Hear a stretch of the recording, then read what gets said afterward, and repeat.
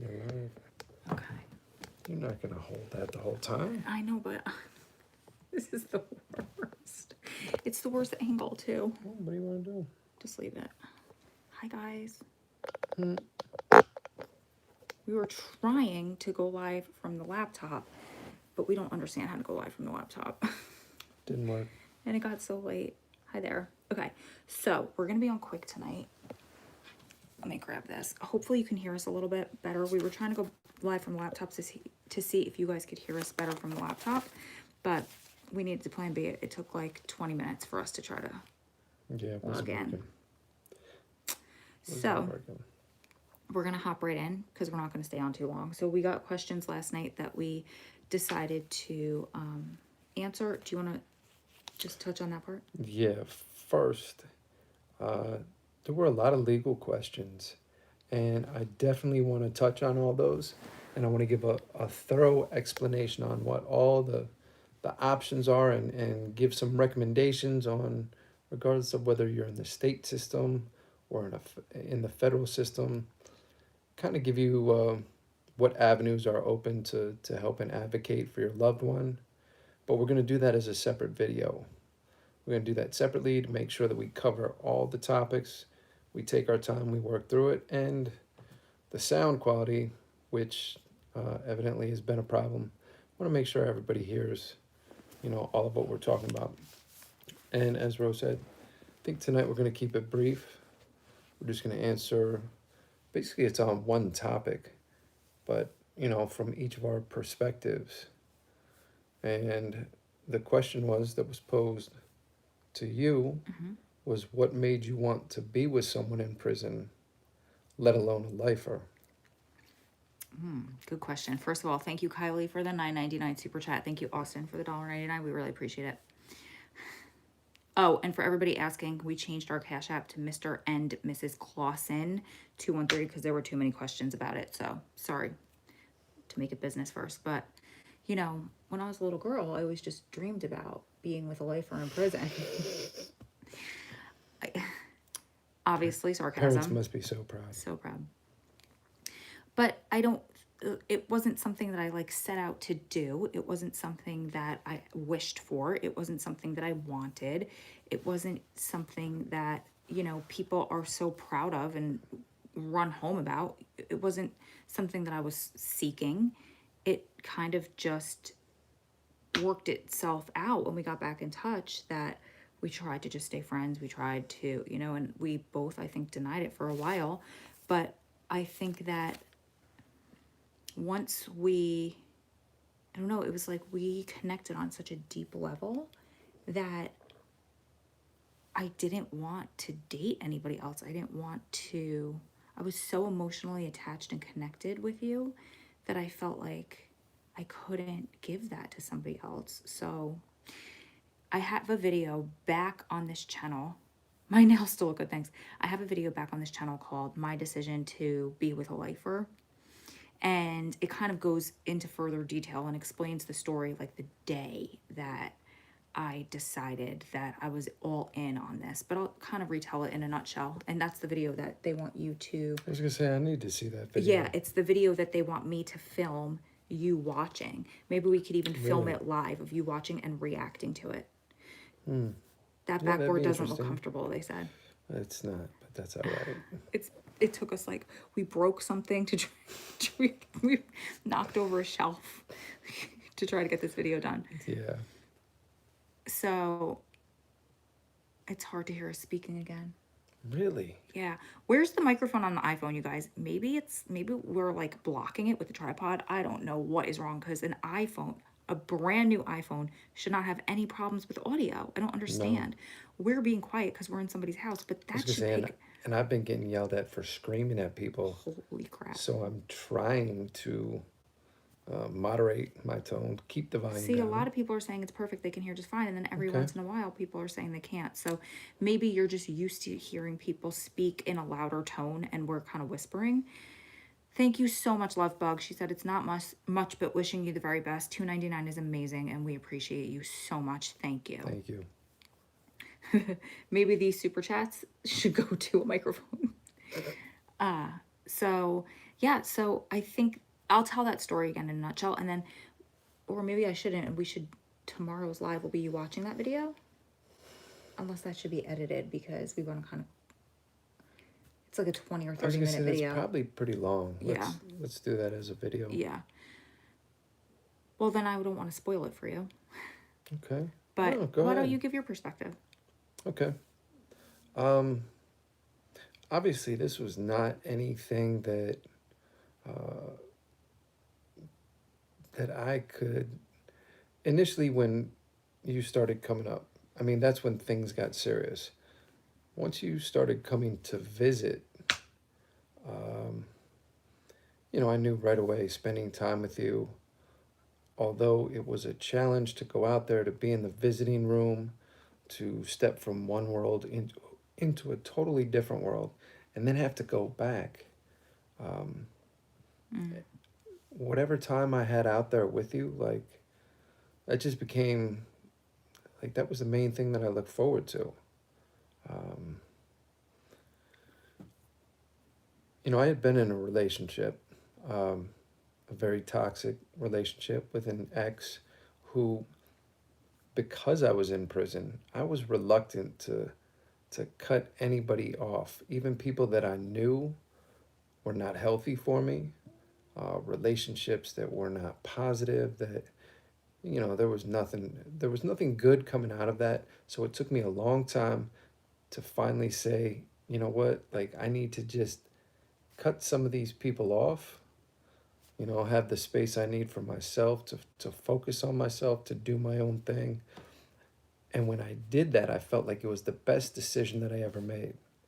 I felt good. I felt free. And it was at that point that I started uh, really starting to think about, like, if I got to choose at this point, what type of person I'd want to be around, I'd want to spend my life with. What are some of the characteristics? What are some of the qualities of that person? And that's when I started writing. What I didn't realize at the time was my first attraction statement. I listed all the things that I would want in my ideal partner. And this wasn't something I just sat down and did in 5 minutes. I mean, this was something that stretched out for days, probably over the course of a few weeks. And if I remember correctly, it was during a lockdown. When you're locked in, you have plenty of time to really think, focus on your thoughts without any distraction. And I wrote out all these notes and I put them on top of my locker where I had kind of like a little spiritual thing going on up there where uh, I tried to make sure it was all positive. It was, my prayers, my intentions. And I put that attraction statement, all of those characteristics up top. And, they sat there for a few months and it was shortly thereafter. Like I said, I was content. I was happy to be alone, not to have, the relationships that I had had previously were toxic. It wasn't healthy for me. I knew that. So I was happy to be by myself, completely comfortable with that. And when you and I started reconnecting, initially through the emails, and then when you came up, you know, that was it. Everything changed. And I don't remember at what point it was that I looked at that list of qualities that I had taken the time to put into an attraction statement. And I realized, I'm like, man, like she is every single thing that I wanted, that I didn't even realize before, that this is what I was looking for until I put it all down on paper. And here, all of a sudden, she's got all of these qualities. I was like, this is just too good to be true. Eventually, at some point, she's going to leave. Like, this isn't going to last. But from the very beginning, it was always about, uh, me letting her know, listen, this is the situation that I'm in. I have a life sentence. My appeals are done. The only way for me to get out at this point is if Congress changes the law or if the president comes back and commutes my sentence. if the president of the United States lets me out. I said, I don't see either the president or Congress, you know, either one of them going to bat and getting those things done. Not anytime soon. And that's where we were. Like, they're really, it, excuse me, it wasn't a hopeless situation, but there wasn't anything tangible for us to focus on and say, you know what? All we got to do is get to this point, and that's going to be the key. That's going to get me out the door, and then we'll be able to have this amazing life together. Nah, that's not how it started. You know, I know you were convinced that somehow, some way, we were going to find a way, but I always felt guilty. I always felt a great responsibility to let you know, like, listen, there are no options right now. You know, I'm not saying it's always going to be like that, but you know, if there's nothing, you know, coming towards us right now, it's probably going to take some time to find an avenue. Um, but I guess I also got to the point where I wasn't trying to push you away. I mean, you're a grown woman, you know, you made a conscious decision and said, this is what you want. And after asking so many times, you know, are you sure this is what you want? And after making clear, like, this is the situation, you know, it got to the point where it was like, well, I guess she does know. You know, she wants to be in this relationship. And to be honest, I really want to be in this relationship. So I'm going to do everything that I can to make this work. And as you know, it was always a driving force in me doing many of the things that I did as I was working towards various avenues to try and get some sort of relief. You know, when I was just burnt out, when I didn't feel like doing the legal work, when I didn't feel like filing the motions, when I didn't feel like writing the letters to, you know, members of Congress and others, I was like, well, as much as I would like to just take a break and sit back and be like, you know what, man, I'm done with this for a minute, I never could because of the responsibility I felt towards you. Yeah. I made a commitment to do everything that I possibly could to make sure that I got out as quickly as I could. For the sacrifice you were making for me, it seemed like such a small thing on my end, you know, but it was a daily reminder. Every single day, it was a reminder like, man, you believe in me, I have to do my part. I have to do everything I can to give us this happy ending. There's a lot of people that didn't believe in us, you know. Can you tell that story? And you can say no, but can you tell the story of the time where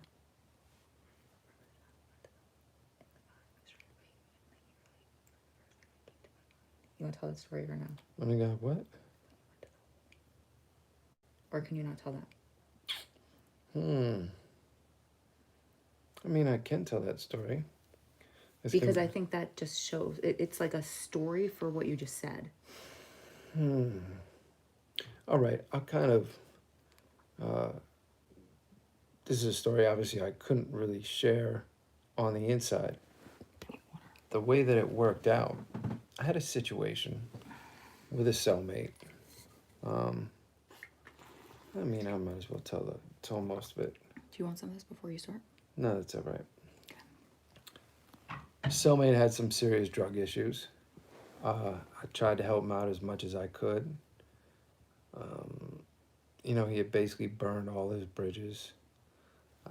And he was still, you know, when you're caught up in your addiction, clearly you're not thinking rationally. I get it. I know. I mean, I've been in those types of situations. But definitely not level-headed. But me, being at the place I was, like, I don't condone any of that. I really struggled to, you know, try and help this dude, but it got to the point where he did something that I just could not get past. And I finally told him, I was like, listen, man. And it, honestly, I lost my cool with it. And I was like, you gotta go. You have to get out. And what happened was this guy felt like he didn't have a choice, like he didn't have an opportunity. He needed to save face, whatever the case may have been. You know, if someone has their back up against the wall, especially someone dealing with an addiction, um, and they're looking for a way out, that's ultimately what happened. So this celly wants to fight. And honestly, like I underestimated him. I was overconfident in thinking that I could. I mean, I'm not a small guy, and I thought that I could control the situation. We'll say that. And what happened is this guy got out on me and left more than a few small marks. But, when you're in the heat of the moment, you don't realize, you don't feel those things. And even as this is unfolding, as this guy is approaching me, and if you've been in any sort of confrontation, you can tell where the other person's mind is. And when someone is completely checked out and they're not thinking, they're not hearing you, you already know where it's at. As this is happening, all I can think of is, oh my God, man, everything I've worked for, everything she has sacrificed for me, all of this is on the line. I'm going to lose everything because of this dude who's all strung out, who's a mess, who's got nothing to lose, and a guy that I had tried to help repeatedly. So I'm thinking this, but it's unfolding quickly. I try and control the situation. It quickly gets out of hand. When I do get a hold of him and control the situation, control him, I step back and I look in the mirror, and as I see myself, I realize that there's some damage to my face. Like, I'm not going to be able to play this thing off and walk away. It's going to be an issue. And there was a moment, this was one of those omega points for me. Just like the September 11th when I was sitting in the hole and made a conscious decision like, this is it, I'm turning things around. When I looked in that mirror, it wasn't even a second. It was literally just that quick I just felt a rage. I was that upset. And the old me would have responded to that. But in the same moment that I was filled with that emotion, all I could think about was her. All I could think about was her and all of the other people who had sacrificed so much for me. And that was it. It was gone. Right then and there, it was gone. Now, don't get me wrong. Listen, I had some issues to deal with after the fact, mainly with my own personal ego. But for me, the lesson in that was, when you talk about truly loving someone and being willing to sacrifice for them, when that is bigger than you, it was a lot. It was difficult. Trust me, it was exceptionally difficult for me to put my ego aside. But there was so much more at stake. And honestly, if I would have responded to that as I did every other time previously in my life, much of what led me into so much trouble throughout my youth, I wouldn't be right here today. That's the reality of it. So that situation, as difficult as it was to navigate, um, that was my first opportunity to truly have to sacrifice something of substance, something of myself for our relationship. Because as we talked about last night, like when you're on the inside, it's not that difficult. You're the one making the drive up to visit, you know, the phone bills, when the calls cost, in order to maintain a text service, those are things that, generally get picked up on your end. They're expenses, they're investments that you're making into the relationship where mine is seemingly simple, you know? I have to add this though. First of all, you're making me emotional because that's just like hearing that. It's just so, no words. But you had so much help, and it helped me too. Like, I didn't pay the phone bills. And I think that needs to be said because I want to respect the people that do and did, you know? Well, that's what I'm saying, just generally. I mean, there are costs to these relationships. Oh, I spent plenty. Sometimes like the equivalent of a mortgage payment to go to visit, but I don't want to discredit the other people that also Sure. helped. Yeah, absolutely. Okay, we're at 20 minutes and 45 seconds. People are asking if we can quickly tell the story of how we reconnected, or do you want to tell it now, or do you want to save it for another video? Go ahead. Okay. So Adam and I knew each other when we were young, and we lost touch. Where did you go? Yeah, prison the first time. I was supposed to be headed off to college. I didn't make it there, just short of my graduation. Well, I did promise to show your tattoo. Go ahead. I wound up in prison. And I went away to college. So you served 3 years. Well, a little bit more than that. And I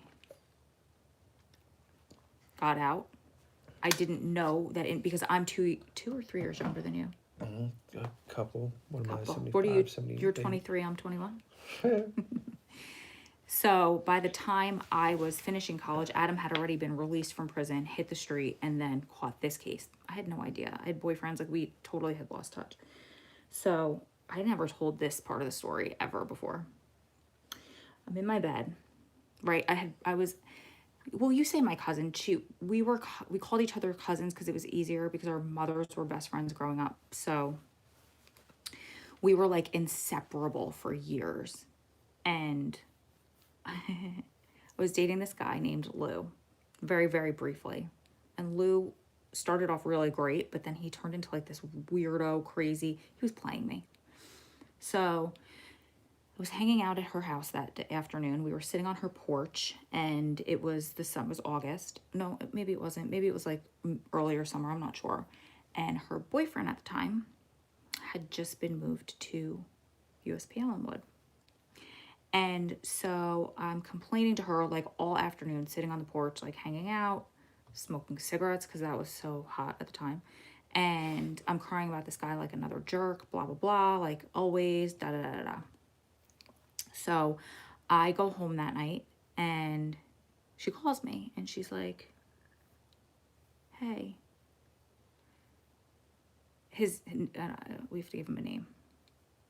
We'll call him John. That's not his name.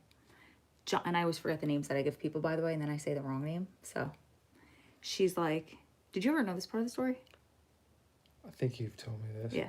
She's like, you're never going to believe who John ran into. And I was like, who? Adam. She's like, do you... Lucky me. Lucky you. Do you Thankfully, things worked out this way. Yeah. Do you want to email with him? And I was like, I don't know. And she was like, like nothing romantic, but like maybe it would be good to like bounce some stuff off of him, like just friends, like, you're having trouble with these guys. Like, it's just like an outside perspective. And I'm like, yeah, I don't know. And she's like, come on. And I was like, fine, you can give him my email, whatever. And that's my version of how we reconnected.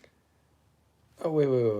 You can't leave out the part where you did a little cyber stalking. I did not do cyber stalking. I was given your website. Yeah. And was told to look you up. Go ahead. Where are we going with this? The pictures? Picture? I don't know about any pictures, but I'm saying, you told me later, you were like, yeah, well, I was able to read because at the time what had happened was... That's such a lie! You said I had been able to post. What happened was Allenwood was one of the first facilities to get emails in the federal system. They did it as a pilot. The way that the system was set up at the time was that there was only a server at the facility. So I was able to post to send stuff out that through another friend, he had a forwarding program. So I could post to Twitter, to Facebook, there were different places where I'm posting different blogs and I'm writing. I'm trying to just put out different ideas, different messages. And it was all me focusing on positive things. And I know you mentioned at some point, I don't know if you remember this, but I thought that was influential in you finally deciding, well, like, Yes, okay. yes, yes. Okay, okay, wait, back up. You're Because right. remember, But again, I'm a lifer, 213 years, like, it would be natural that there would be some hesitation. Like, why would I want to reach out to him now? Right? sort of, sort of. However, I don't know where the information came from, but I was given a link to your information. I was not a cyber stalker because I was just like, fine, whatever. I'll email him. Not to bounce ideas off of, just to say hi and see how he's doing. But this is the cutest part, my version. So it had been so many years. It had been what, 10 years since we, no, it had to be longer. 13 years since we'd seen each other. So all of the I'm sorry, it's funny. All of the pictures on your website, you were smiling with your mouth closed. So the first time I came up to see you was what, like 3 or 4 weeks after we had connected. And I was so nervous because you guys already know me. I'm a nervous Nelly. And I had convinced myself that he lost all of his teeth in prison. And that's why. What? And that's why I was What? going to not be nervous because you were going to have no teeth anyway. And I just kept reminding myself every time I got nervous, oh, he's not even going to have teeth. It's no big deal. And you smiled your beautiful smile. Wow. You were picturing me with no teeth. Really? Whatever you have to do for anxiety. Oh, man. I can't believe we know that, but he doesn't. Yeah, that's how I was convincing myself. I told you that 100 times already. The no teeth? The no teeth thing. I didn't know the I no told teeth you that thing. 100 No. times. And then you smiled your cute little Buster Brown smile that somebody said in there. They go, we finally saw the Buster Brown smile yesterday. Yeah. What's Yeah, your version? I laughed quite a bit yesterday. Everybody's saying they're laughing. This is so good. That makes me happy. Yeah. So there's the story that you guys already knew that you've all been waiting for, but it's not really that exciting, except Adam lost his teeth. Nope. All good, though.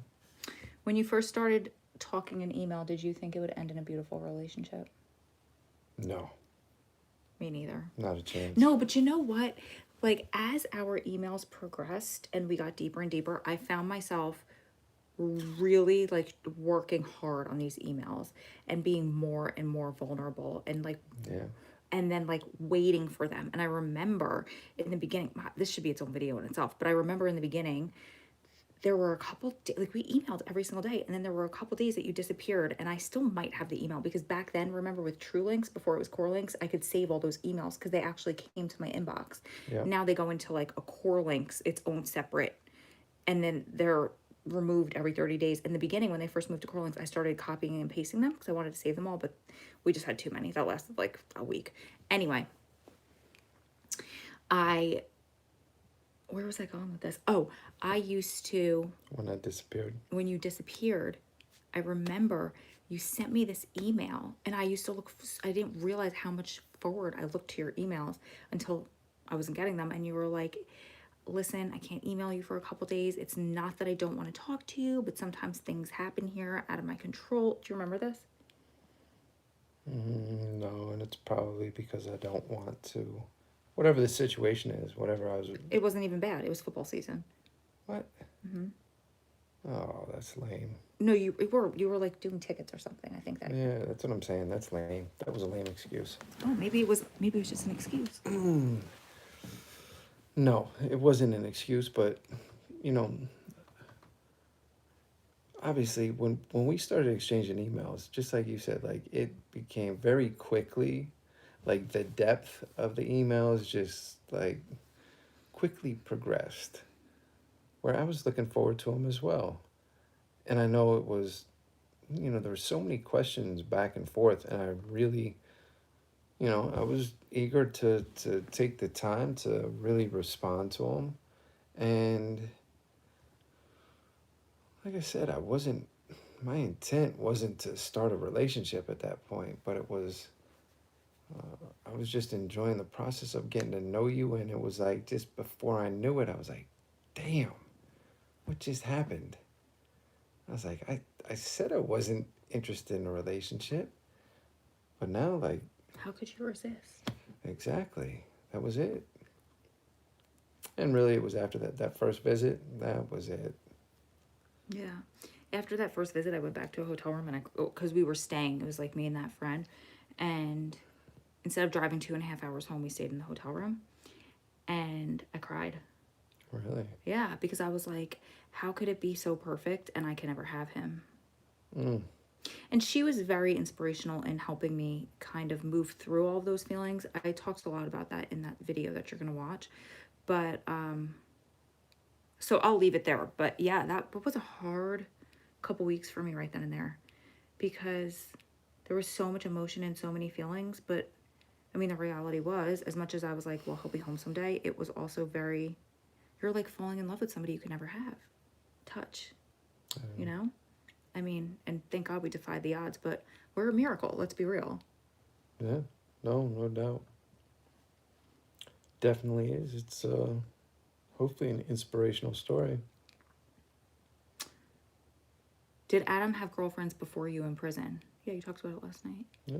No, that's what I was just referring to. My prior relationships were extremely toxic, was unhealthy. I talked to some of the outside boyfriends. I was the inside boyfriend. Uh, and I spoke about that previously as far as holding on to people, onto relationships that aren't healthy. But when you're serving a life sentence, or you're doing any lengthy time in prison, like you're reluctant to let go of anyone. You're holding on to everything that you can from the outside. Um, and it just got to the point where I was like, man, what am I doing? Like, it's not good. It's not good for me. It wasn't good for her either. Like, yeah. And when I let go, like, that was up until that point, I was like, I'm finally at a good place. Like, I can focus on me. And I had been focusing on me, but I needed to let go of the negative and to make room for everything that I wanted, Hmm. you know? So we're at 32 minutes. I think we should cap it. That's But it.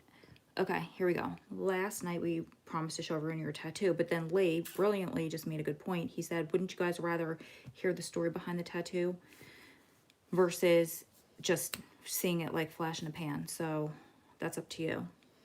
Let's do it tomorrow night. Okay. I'll show the tattoo. I'll tell the story, and it's a good segue into prison tattoos. You know, I mean, thankfully, as you see, I managed to avoid. The face? Yeah, the face. I managed to stay off the face. I do have a very large tattoo. Yeah, we were joking last night when we were like, it's tiny. Yeah, but no, again, that was all part of it. I didn't want to fall into this stereotype of what a guy in prison is supposed to look like. And I knew that if I was ever going to get people to support me, not only did I have to educate myself, did I have to become articulate, did I have to cultivate an appearance where people felt comfortable getting behind me.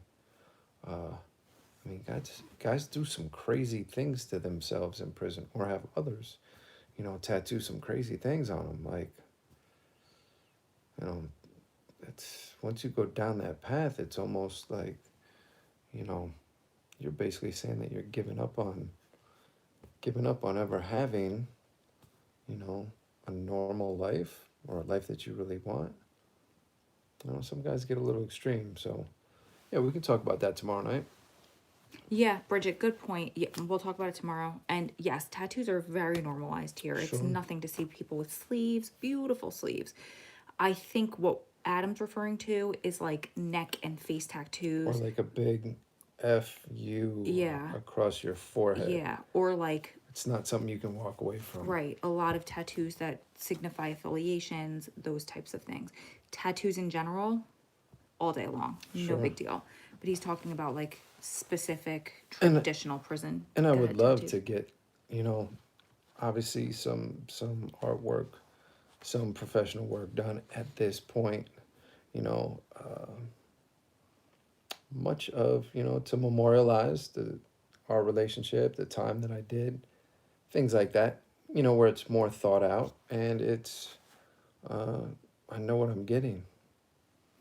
I have one tattoo. It's not nearly as large as Adam's, but that's my tattoo. That's it. So we'll talk about tattoos tomorrow.